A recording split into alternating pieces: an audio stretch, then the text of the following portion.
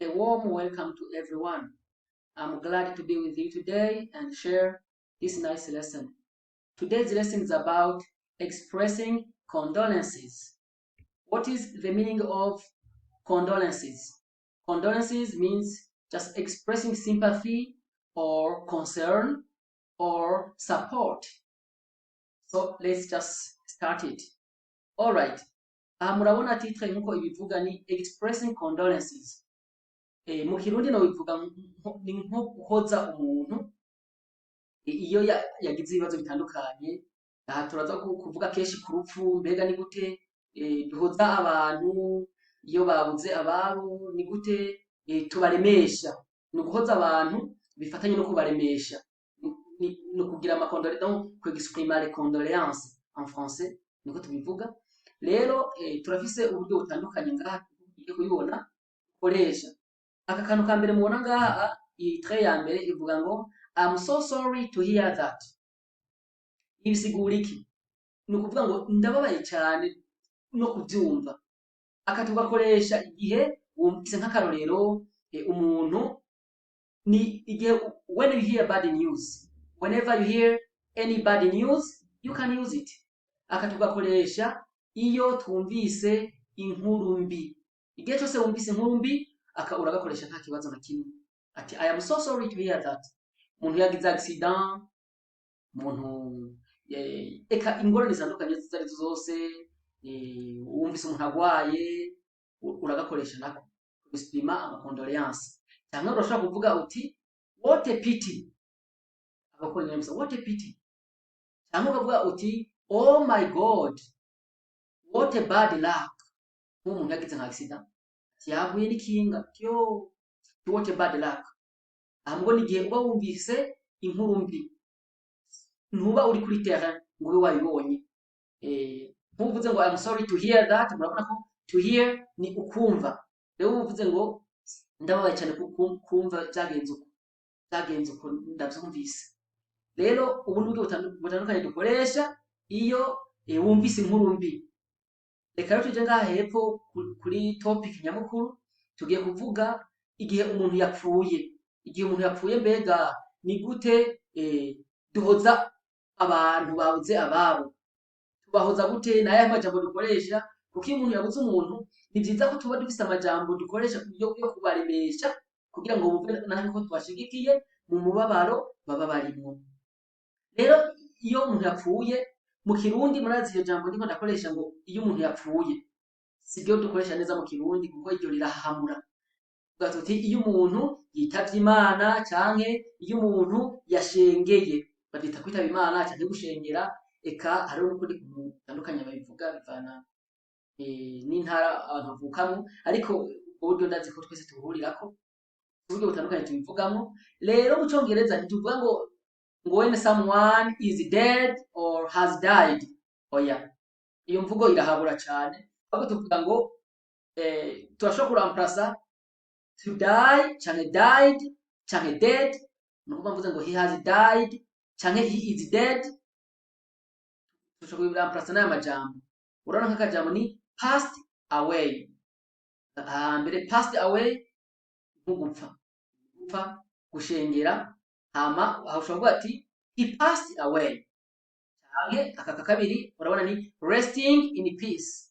Ushobora uti he is resting in peace, no kuvuga ati ariko araruhuka mu mahoro. Hanyuma ano ushobora kuvuga ngo he is or she is, kuko n'abagore barapfasa abagabo gusa, she or he is in eternal rest, kuvuga ari mu buruhukiro buhoraho. Eternal rest bisigura uburuhukiro buhoraho. Hanyuma cyangwa ushobora ngo he kicked or she kicked the bucket. Ni expression insiguro yayo siko ibayisigura. To kick umenga no kubita kick. Yeah, to kick no kubita kick. Bucket ni nk'indobo, ni nk'indobo. Rero ntuvuga ngo yakubise indobo. Iyi expression isigura ko umuntu aba yitavye Imana. Cyangwa ushobora kuvuga ngo he canke she breathed his or her last. Nukuvuga bashatse kuvuga ko yakuntu umuntu ahema irya nyuma. ati donc c'est expiré. Et quand on France il a expiré. He breathed his last or her last, or she breathed her last. Canke turakuvuga tuti he or she went to be with the Lord. Ati yagiye kubana n'umwami n'Imana. Turakuvuga tuti he went or she went to heaven. Canke yagiye mw'ijuru. Turakuvuga tuti he met canke she met his maker. Bisigura mu Kirundi ngo yagiye guhura n'uwamuremye. Yagiye guhura n'uwamuremye. Canke she canke he was called home. Muhira bamuhamagaye. Muhira bamuhamagaye. He was called home. Canke ukavuga uti he canke she moved to a better place. Yagiye mu kibanza ciza gisumba yisi dutuye canke yisi tubamwo. Ubu rero nibwo buryo butandukanye dushobora gukoresha iyo tushatse kudahamura umuntu, ariko tushatse kuvuga ko umuntu yitavye Imana canke yashengeye. Ni uburyo butandukanye.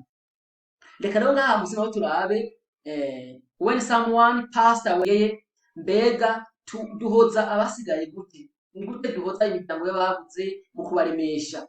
Dushobora kuvuga tuti you are in my prayers. Bisigura mu Kirundi ngo ndabasengera, turabasengera. Canke ushobora no gutangura kuvuga kakanaka ati I can't imagine what it feels like. I can't imagine what it feels like. Bisigura ngo tukuri sinshobora kwiyumvira umubabaro uko nibabaje. Mwandi majambo aha ni hamwe mu Cyongereza tuvuga ati I am really tongue tied. Tongue tied ni gihe atururimi n'ukuri sinumva, I don't have words to use to express my grief. Sinumva n'amajambo nokoresha kugira ngo ne exprime umubabaro wanje, my sorrow. It's really sorrowful. Birababaje cyane. Bisigura hama hamusi twanditse tuti my heart goes out to you. Nukuvuga ngo umutima wanje numva byukuri, sinumva neza ko bivuga mu Kirundi mugabo n'amajambo aremereye cyane. Nukuvuga ati byukuri umutima wanje numva uragushigikiye, numva umenga no mu kibanza cyawe, umubabaro urimo ndawumva byukuri. Cyangwa ugashaka kuvuga uti ushaka kugeza ngaha gusa, cyangwa ukavuga uti I am very sorry for your loss. I'm very sorry for your loss. Aka kandi akaturusha ngo bakoresha iyo ari umuntu yapfuye, umuntu yahombye, yagize ibibazo yahombye mu bintu bitandukanye, cyangwa umuntu yapfuye n'ubundi turavuga ati I am very sorry for your loss. Bombo ugize hanyuma arusha kubwira icyonye ati my heart goes out to you, cyangwa I can't imagine what it feels like. Mu buryo butandukanye bakoresha kamwe kuvuga n'akandi mu buryo butandukanye. Hama kanyuma nako urashobora kuvuga uti words can't express my sorrow for your loss. Unabona ko twavuze ngo when you are tongue tied ni gihe umva ubuza amajambo ukoresha kuvuga ati kuri ndabuze nicyo mvuga. Ushobora kuvuga uti words can't express my sorrow for your loss. Ati amajambo ntashobora kushira habona umubabaro mfise ku ruhombo wagize. Ubu rero nibwo buryo butandukanye ushobora kubivugamo. Hariho n'ubundi buryo bwinshi ushobora kubivugamo. Ubu n'uburyo caguye muri byinshi umuntu ushobora kubivugamo. Aho ushobora gufatamo nka bubiri gusa canke butatu kugira ngo bikorohere, kuko iyo umuntu yapfuye canke wumvise inkuru mbi siriza gusa arakajambo abantu benshi bamenyereye bavuga ngo oh my god, oh my gosh, oh my gosh. Ugasanga bavuga ngo oh kubera iki? Ugasanga ntibafite andi majambo bokoresha kugira ngo berekane umubabaro wabo bafise. Niyo majambo atandukanye dushobora gukoresha kugira ngo twerekane umubabaro. Murakoze cyane. Thank you very much. I hope you enjoyed this lesson. Tubanda twategurira ivyigwa byiza kandi bishasha.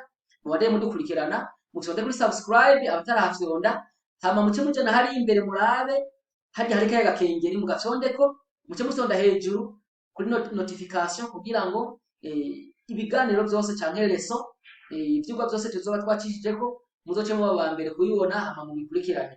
Ikindi kandi ni byiza ko muza muragira share muga links abandi kugira ngo nabo babandanye badukurikirana. Thank you very much. See you in the next lesson. Thanks.